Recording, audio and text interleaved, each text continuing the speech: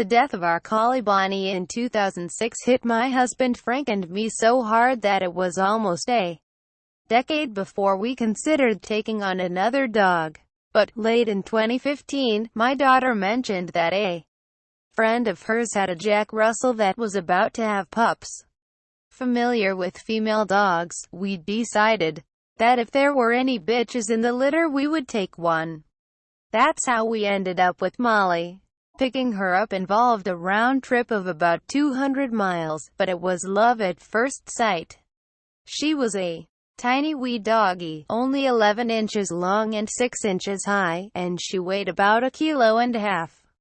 She had delicate features, very feminine looking. We registered Molly at the local vet and made sure she had all her jabs. It was only when she started taking walks outside at about 3 months old that we noticed peculiarities in her behavior.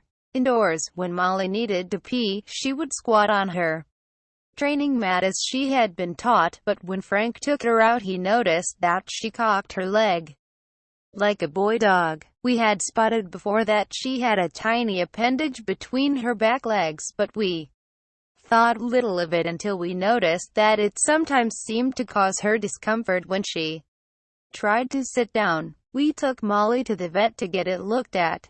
After examining her, the vet said, "I'm going to have a senior colleague look at this," and took Molly into a back room. I was reminded of Bonnie's diagnosis with stomach cancer and feared the worst.